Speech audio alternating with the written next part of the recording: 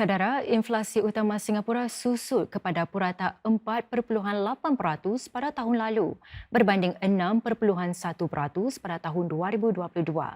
Inflasi teras pula bagi tahun lalu naik sedikit kepada 4.2% berbanding 4.1% pada tahun sebelumnya. Menurut MAS, kadar inflasi terjejas oleh kenaikan GST kepada 8% tahun lalu. Pada Disember lalu, inflasi teras naik kepada 3.3% dari tahun ke tahun berbanding 3.2% pada November. Ini disebabkan inflasi perkhidmatan yang lebih tinggi disebabkan belanja untuk percutian serta tambang pengangkutan. Kos kereta dan minyak yang lebih tinggi turut menyumbang kepada kadar inflasi utama yang naik kepada 3.7% pada bulan lalu daripada 3.6% pada November. MAS menjangkakan inflasi teras akan kembali terkawal untuk tahun ini, sedang tekanan kos bagi barangan import merosot dan pasaran buruh semakin rendah.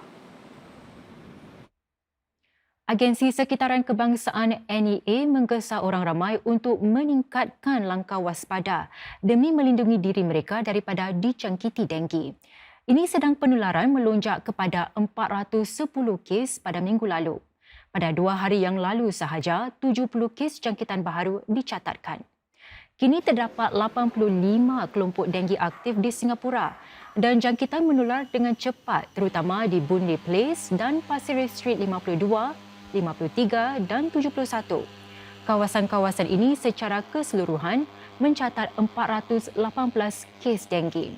Tambah pihak NEA, jumlah kes mingguan terus meningkat untuk 7 minggu berturut-turut sejak awal Disember lalu.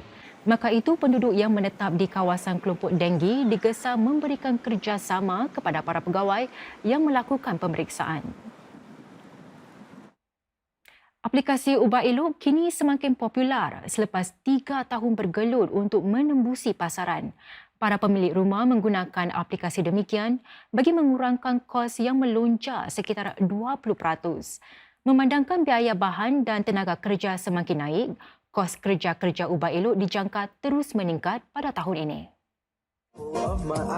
Bagi pengantin baharu ini, menjimatkan wang adalah faktor terpenting dalam mengubah elok flat BTO 4 bilik mereka. Apabila 3 syarikat pereka dalaman ingin kenakan biaya sehingga $80,000, mereka putuskan untuk melakukannya sendiri menerusi satu aplikasi ubah elok rumah. Okay, did a mock-up and then it generated a code based on the mock-up. And it was very self-serve. We were just in the comfort of our own house, just adding and removing stuff. My journey has been here for about 5 to 6 months. I spent about 35,000. Aplikasi Home Easy menyatakan sekitar 200 pengguna baru memanfaatkan khidmatnya setiap minggu. Pemilik rumah boleh pilih pelan lantai yang tertera, tetapkan corak jubin dan cat, lalu hubungi pihak pembekal atau lantik seorang pengurus projek. Pada setiap langkah, mereka akan dimaklumkan tentang kos yang perlu dibayar. Namun, ini tidak bermakna peranan para pereka hias dalaman akan menjadi kurang relevan pada masa mendatang. Ini kerana menurut sebuah persatuan yang mengawal selia industri ubah elok, ramai pemilik rumah lebih suka projek sedemikian dikelolakan oleh seseorang. Lagipun, para pereka boleh menasihati pelanggan mereka tentang trend-trend terkini serta bahan yang diperlukan. Pengalaman yang mereka miliki juga penting, terutama jika timbul masalah. Lebih 30 kes penyeludupan haiwan peliharaan dan hidupan liar dikesan di sepanjang Singapura sepanjang tahun lalu. Malah menurut pihak berkuasa, kes penyeludupan pertama tahun ini turut berjaya dikesan. Pada 10 Januari lalu, 5 ekor anak anjing dan 3 ekor anak kucing yang disembunyikan di ruang tayar simpanan sebuah kenderaan ditemukan di pusat pemeriksaan Woodlands. Pemandunya kemudian diberkas. Dari Mei hingga Ogos tahun lalu, sekurang-kurangnya 4 kes di mana 34 ekor anak anjing dan 6 ekor anak kucing cuba diseludupkan menerusi pusat-pusat pemeriksaan darat Singapura.